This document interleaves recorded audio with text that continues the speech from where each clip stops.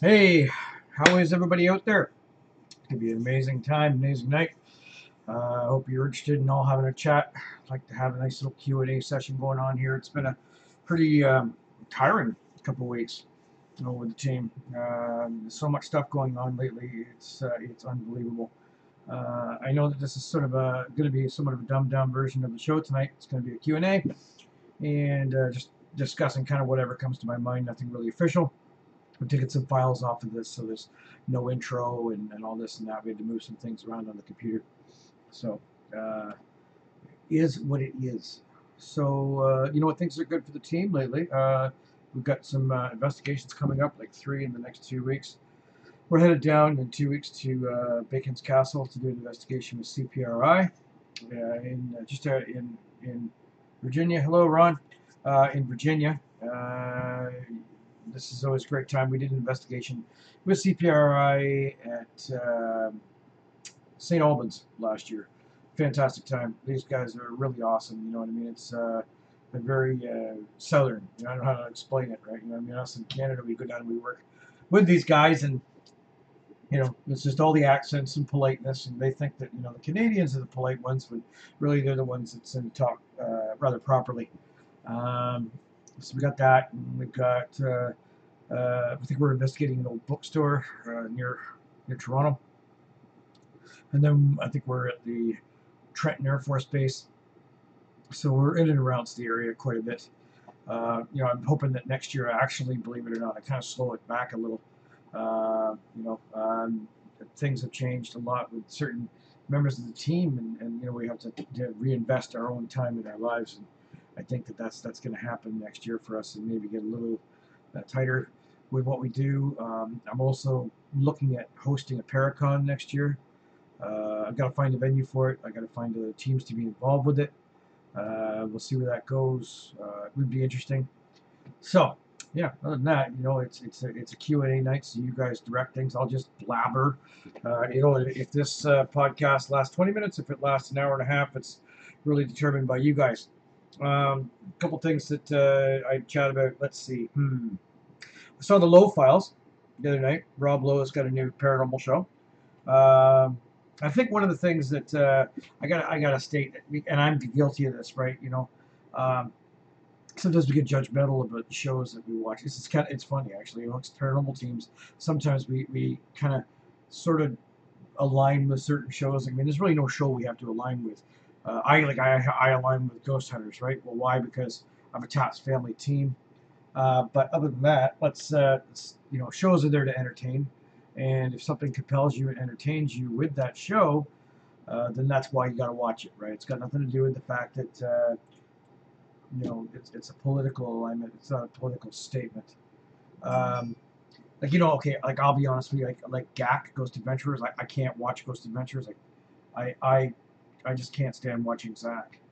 It's got nothing to do with the methodology, which I think stinks, but I mean, it's him alone, right?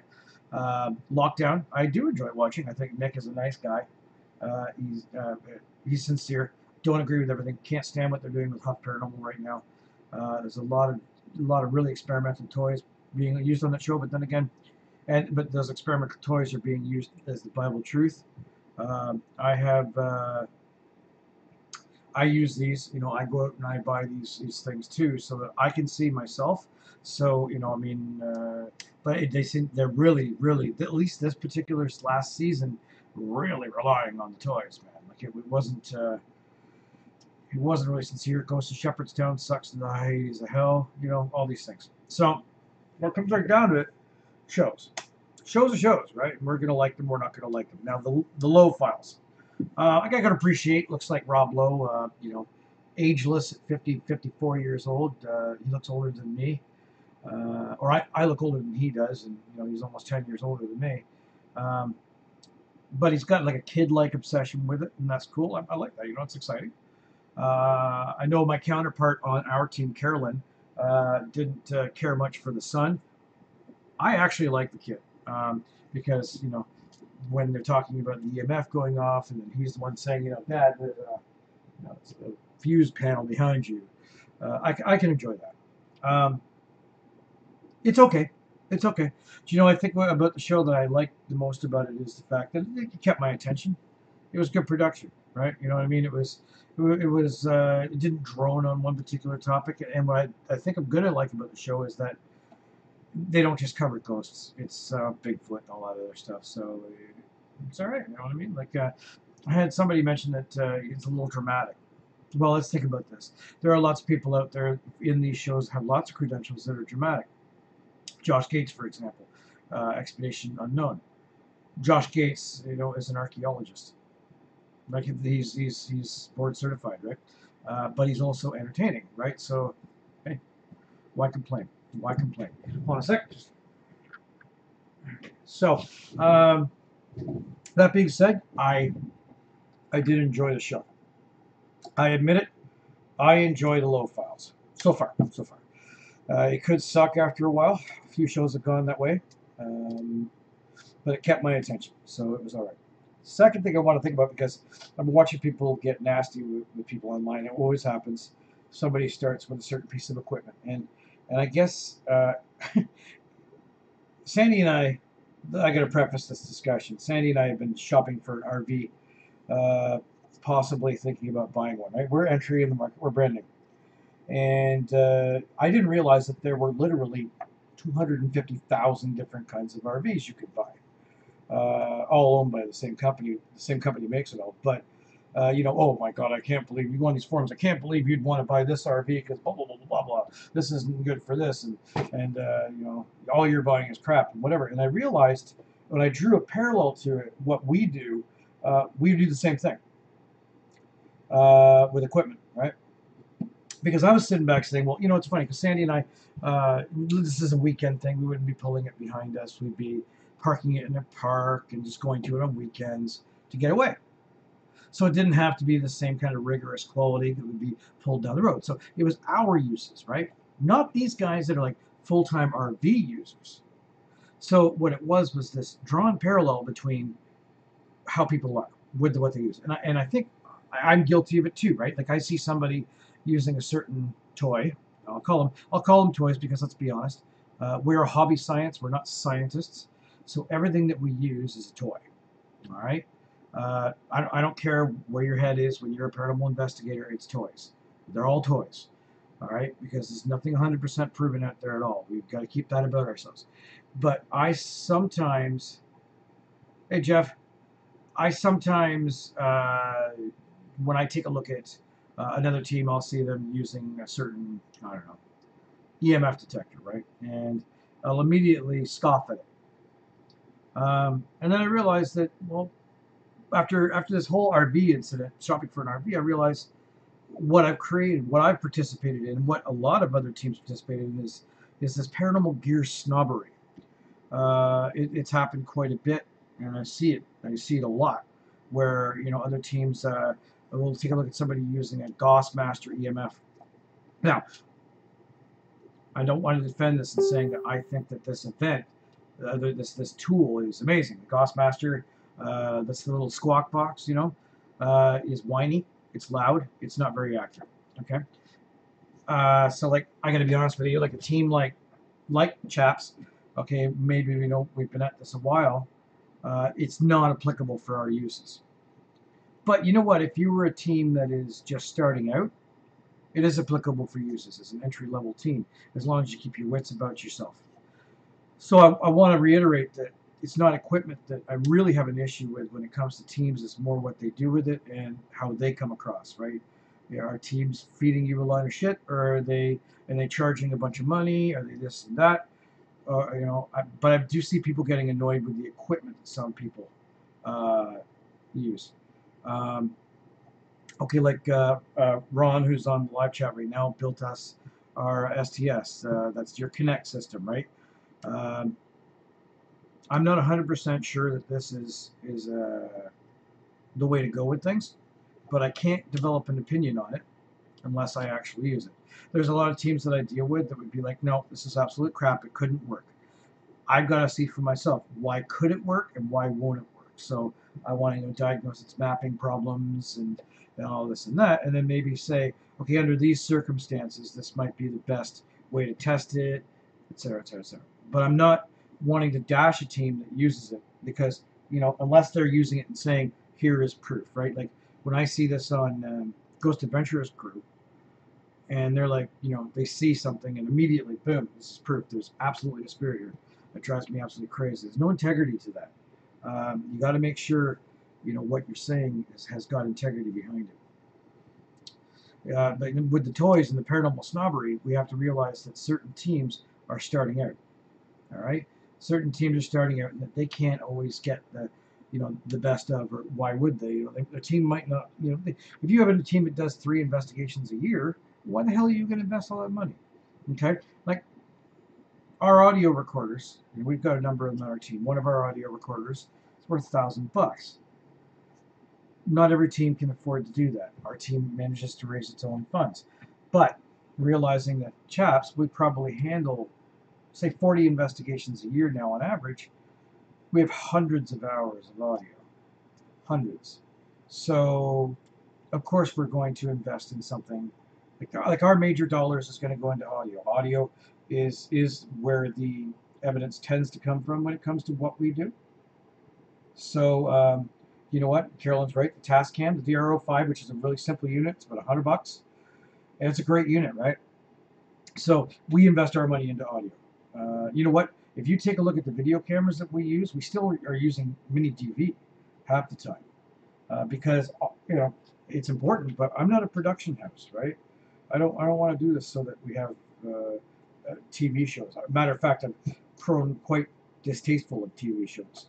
The TV shows in Canada tend to showcase the wrong things, and I don't care for them very much. My team is kind of boring, so to speak. I'm not going to bullshit any evidence, so we're not really to their desire. So anyway, going to the paranormal snobbery, when it comes to equipment, I think we do need to check our egos at the door. And I had to do it too, right? I've gone to investigations where people are walking around with, primarily K2s.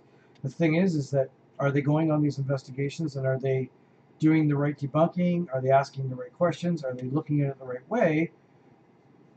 That's what's important. The toys that they use aren't as important, right? Because they're going to learn over time which stuff does work and which stuff doesn't.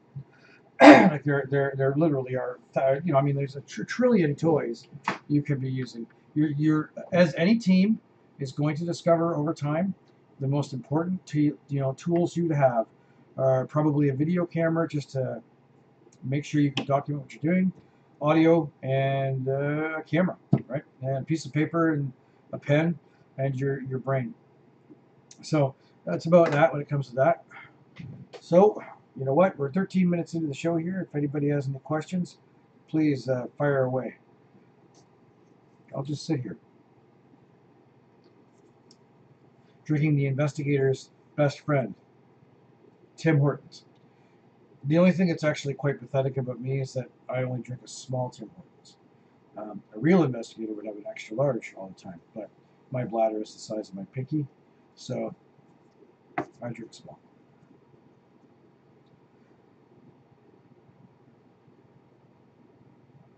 So we're pretty excited. I know this weekend coming up is our team's cottage weekend. We're headed up to our member Shannon's cottage, her husband Mike, and we're going to spend the weekend there fishing and all this. I'm not a fisher.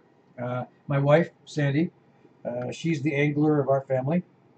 I actually threw my first line in the water last time we were at the cottage. Here I am, 47 years old. I've never fished. Must admit, born and raised in Oshawa, and other than the 10 years I spent in Pembroke, I'm just not a country boy. What's your take on all the new haunted dolls? Well, Ron, it's definitely... Oh, yeah, Robin, Ontario. I'll mention that in a second. Haunted dolls. So they were talking about Annabelle and all that. I think you've got to draw that right back to exactly where that comes from. Dolls have always been like the big, ooh, look, it's dolls, it's haunted. Because let's be honest with you, they're freaking creepy, right? You walk into a room and there's a porcelain doll there, you want to smash it with a golf club. Annabelle, you know, which is the story with the Warrens. I know we just gave away a pass to that movie. It's a thing, right? It comes out of a story that the Warrens kind of pushed out. I don't know how true it was. Guess what? I wasn't around when that happened. I think it's a great marketing thing. It's much like clowns. I'm not really huge into psychometric haunting when it comes to haunted items. I'm not a haunted collector kind of guy. Johnny Zaffis is a great guy. He's also related to the Warrens. He's got his haunted collector show. Um, I've never seen it proven, except for the fact we had one case where I think there was an attachment issue, but I don't think it was the stuff that was haunted. I think it was whoever was attached to it, right? But it wasn't the stuff. Um, Now, Robin, Ontario. We've got friends out in Robin. We have done an investigation out there that they asked us to do at their home. It wasn't like crazy, so I'm not sure if maybe if you were speaking about a different place. And actually, I think that was Rosalind, not Robin. Um, Jeff, Robin, Ontario, enlighten me. We've been all over the province. Is that a small community, and whereabouts is it? And what are you owing, Carolyn?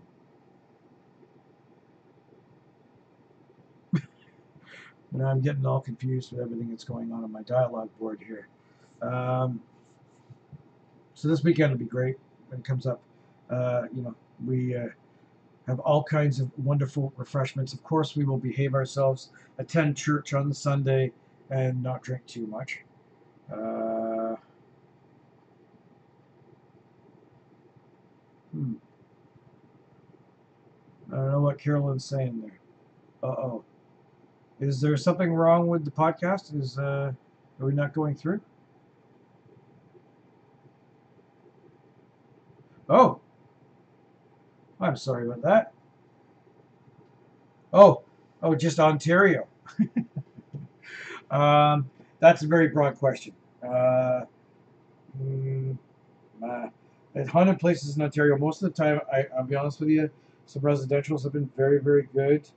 Um, Jeff, in Ontario, a lot of the places that we've gone, we've had a lot more that we've dispelled than what lives up to its hauntedness. Probably the theater center in downtown Toronto was pretty good. I would still like to get back there. I'd like to get back in there. Most of the time, it's homes. Ontario is a real pain when it comes to locations, right? Because it's got everything to do with in the states. In the states, they have places set up to do what we do. So we go down to Moundsville Prison and all those places like that. But in Ontario, for some reason, anything that has any historical significance is owned by the province, and therefore you're paying all kinds of fees. I know that we were going to investigate the Haida one time, and the province of Ontario came back to us, and it was like, if we wanted to film it, it was $2,600 for a filming permit and $1,800 for the security. So I'm thinking to myself, $4,000 maybe is a bit much for a 3-hour investigation because they were going to give it to us from like 8 to 11. Silly. So I'm really trying to think of what's the most haunted place. We don't do outdoor investigations because, frankly, if we do an outdoor investigation, it's probably going to be like almost like equipment light, right? Like just go out there with a camera.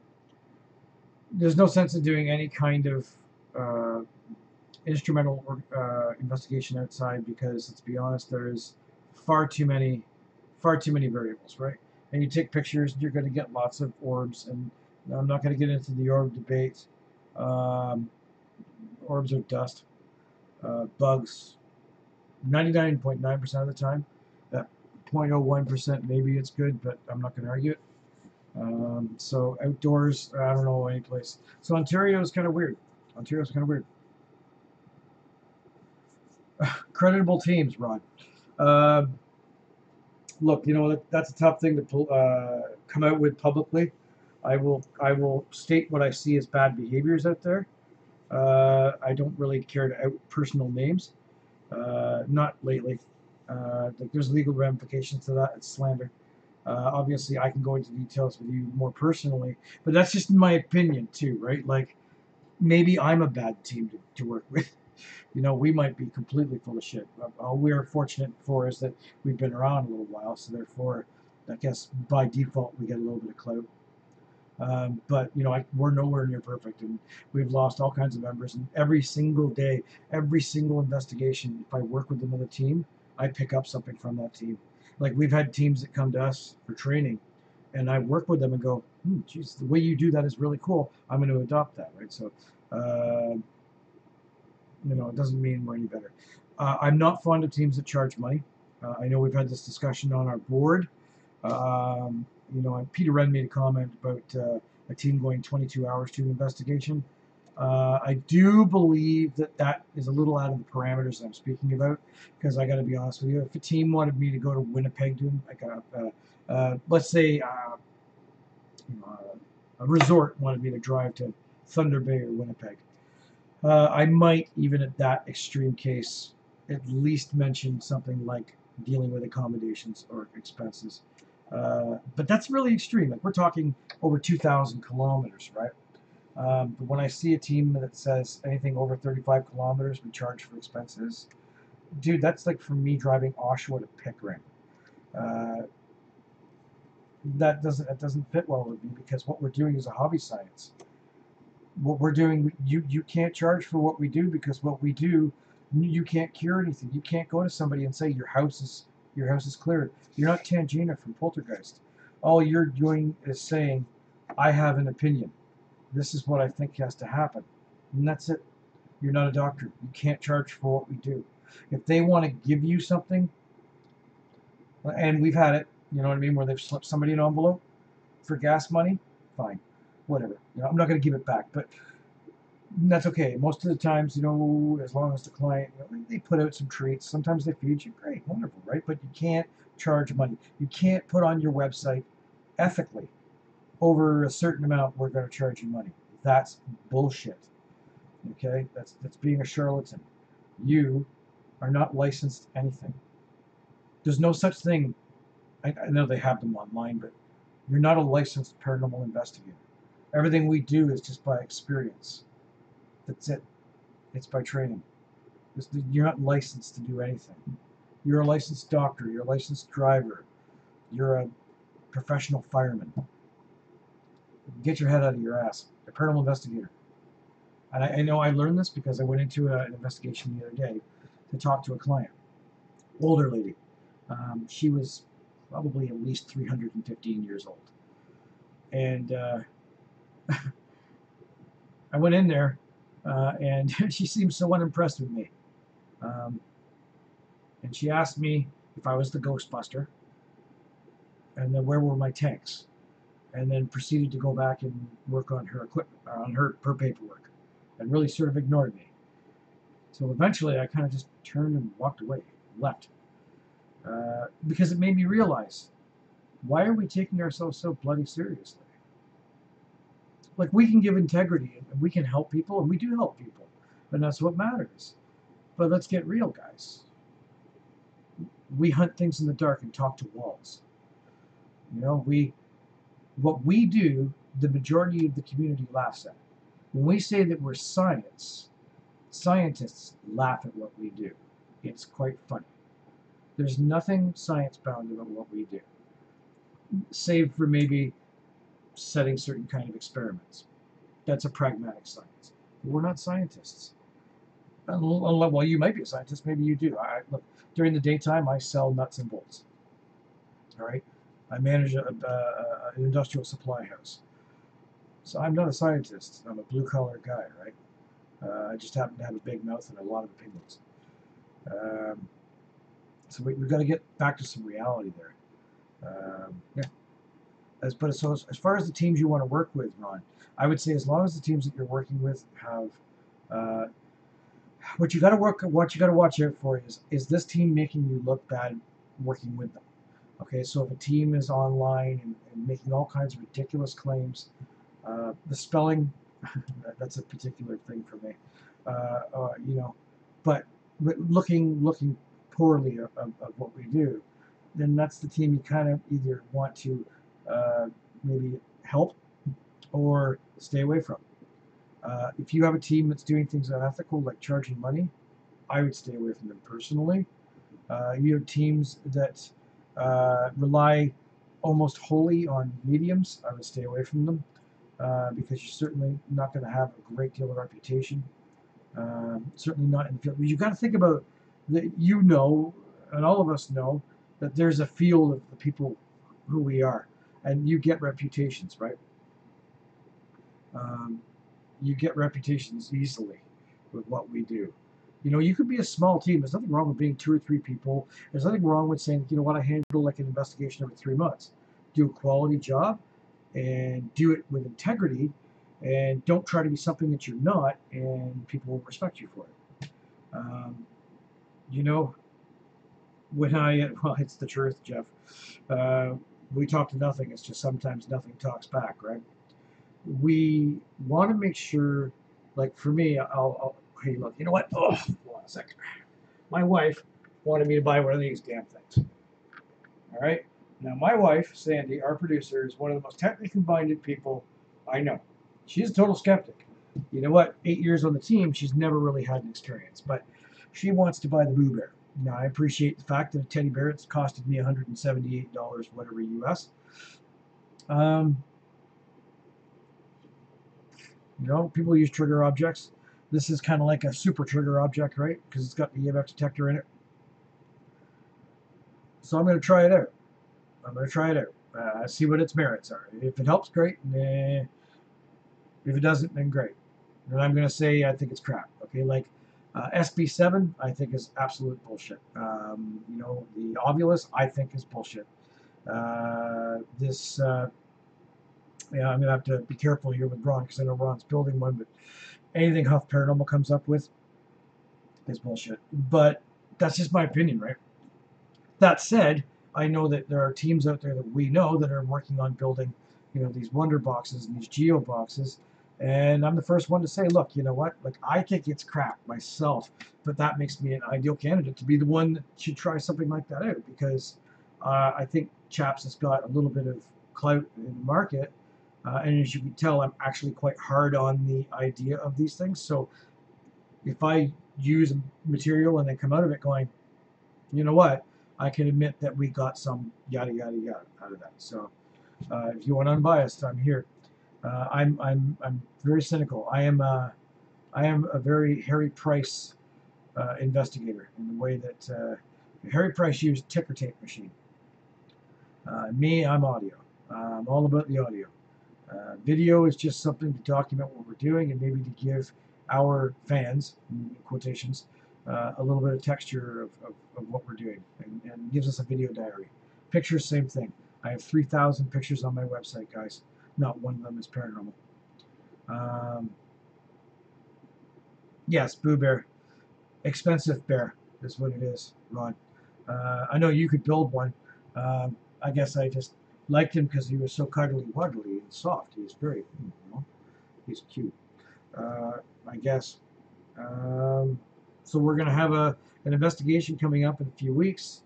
I got to remember which one. I'm trying to, you know, CPRI, a great bunch of guys, and they are scientists. I've been doing a little bit the way that they've been doing things for the last 6 months, which is on some investigations I've been bringing equipment more based on the actual parables of that investigation. So, like, I'm not going to bring, okay, like we went to Picton a few weeks back, and I know, I mean, if any of you guys have ever been to Picton, you know it's a paintball studio now. I'm not bringing a $178 bear there. It's going to get covered, right? So it didn't determine, it's not part of it. But like in a few weeks, we're going to Ashmore Estates. And in Ashmore Estates, there is, as typically of every single abandoned building in the world, a child spirit, right? So I'm going to bring this trigger thing. The one thing I will give Ashmore Estates, I'm going to give Robin Terry a lot of credit for this. We were down the last time. He does his research. And you get all the news articles about people that have died. So There was a little girl that burned to death, and the newspaper article was there. So we're going to bring Boo Bear down, and we're going to see if we can trigger something off, right? We did get evidence the last time we went, so it'll be a great investigation. I'm not sure if I'm going to bring Boo Bear to investigation before that. We brought the STS, our skeletal tracking system, Connect, whatever you want to call it. To this point, I've gotten one false positive and nothing else. So, I don't know. My court's still out on it. You know what I mean? I appreciate the fact I got it. And really, I mean, what's the worst case? I invested a little bit of money into the contraption itself. I got some funny evidence. I had a cat coming in a room one time that we didn't realize a cat was in the room that we had set it up in. But here's the issue, and this is the real issue. If you're not getting results from a particular toy, that doesn't mean it's not doing its job. Because really, 9 times out of 10, you should get absolutely nothing, shouldn't you? So it's the one time you do get something. And that's one of the major issues I found with a lot of teams. And the fact that every investigation they get something. Am I bringing the Bear of the Pounds to Virginia? I don't know about that. I think we're going incredibly light when it comes to Virginia. I kind of want to enjoy Virginia completely. So again, we're headed down to Bacon's Castle. Bacon's Castle, we're not allowed a video camera inside it. Allowed to make pictures as we want. Audio is fine, but there's no video allowed. There's some outdoor stuff, so I'm going to bring the drone and get some outdoor shots, but we're not allowed to bring it inside. I'm not sure. I'm not sure, Carolyn. Those that are on the live chat here, Carolyn Bennett down there, she's coming to Bacon's Castle in Virginia with Sandy and I. Carolyn is a lead up in the Pembroke area, Pembroke and Ottawa. She handles a lot, if not most, if not all, our PR work. I lean on Carolyn quite hard when it comes to getting us certain investigations and that, because she's like a pit bull when it comes to going after places. So, a real asset to our team. Any more questions, guys?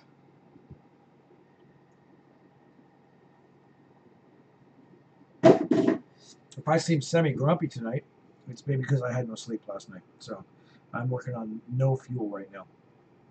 So when things get quiet here and nobody's going to say anything, I'm going to cut her down. Probably you can tell because my hair is kind of messy and I'm not looking my usual Richard Gere look.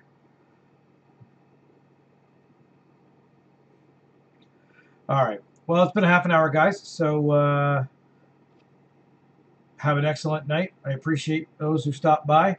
And we'll chat to you the next time we have one of these. Be good. Behave.